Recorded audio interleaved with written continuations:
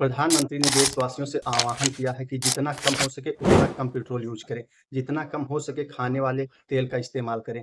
Avoid करें कि 1 साल तक सोना ना खरीदना पड़े, कोशिश करें कम से कम केमिकल फर्टिलाइज़र का यूज़ करना पड़े और हो सके तो वर्क फ्रॉम होम करके पेट्रोल की बचत करें। ऐसा क्यों कहना पड़ा? इसका बहुत बड़ा कारण है ईरान वार।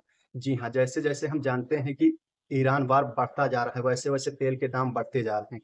जो तेल के दाम पहले ₹60 प्रति बैरल थे, ₹100 प्रति बैरल के आसपास पहुँच गए हैं। यानी कि अगर भारत को बाहर से तेल खरीदना पड़ेगा, तो ज़्यादा डॉलर देने पड़ेंगे और इन देशों से यानी गल्फ कंट्रीज़ से जो भी हम तेल खरीदते हैं, यहाँ से तेल सिर्फ़ डॉलर में ही मिलता है। ये एग्रीमेंट किया हुआ है इन कंट्रीज़ ने अमेरिका के साथ।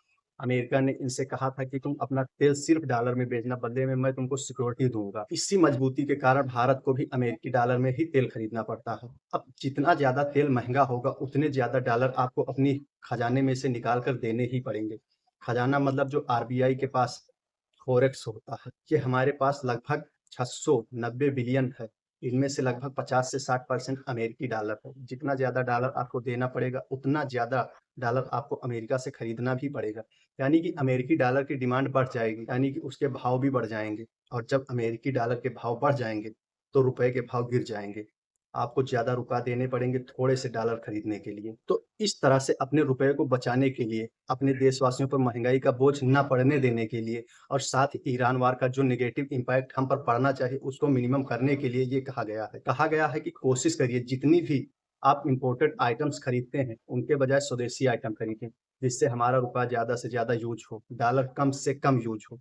पूरी दुनिया में जो अस्थिरता पैदा हो गई है, दुनिया भर में तेल के, डीज़ल के, पेट्रोल के सबके दाम बढ़े हुए हैं।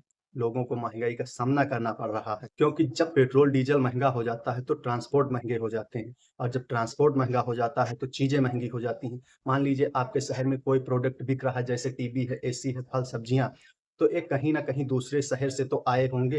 हो सकता है दूसरे राज्य से आए हों या हो सकता है दूसरी कंट्री से आए हों, तो उसके लिए कोई ना कोई ट्रांसपोर्ट यूज़ किया गया होगा। तो जब फ्यूल के प्राइस बढ़ जाएँगे, ट्रांसपोर्ट महँगा होगा, तो वसूलेंगे कहाँ से? प्रोडक्ट से, तो प्रोडक्ट भी महँगा हो जाएगा। तो महँगाई की आफ़त हम पर ना पड़े, इसके लिए हमें कोशिश करनी है कि जितना ज़्यादा हो सके देश सेवा में आगे आएँ। पिछले 4-5 साल से लगातार ये कोशिश की जा रही है कि पूरी दुनिया में ऐसी अफ़रा-तफ़री मचा दो कि डॉलर के दाम बढ़ जाएँ, चाहे एशिया-यूक्रेन वार के माध्यम से, चाहे ईरान-यूएसए वार के माध्यम से। लेकिन भारत अभी तक इससे अछूता रहा है। भारत को भविष्य में भी इसका कोई नेगेटिव इम्पैक्शन ना झेलना पड़े, इसलिए आज ही अपने देश के साथ खड़े होने की आवश्यकता है और स्वदेशी ज़्यादा से ज़्यादा अपनाएँ और कोशिश करें जो नॉन एलियंस गुड्स हैं, उनको अवॉइड करें कम से कम 1 साल के लिए।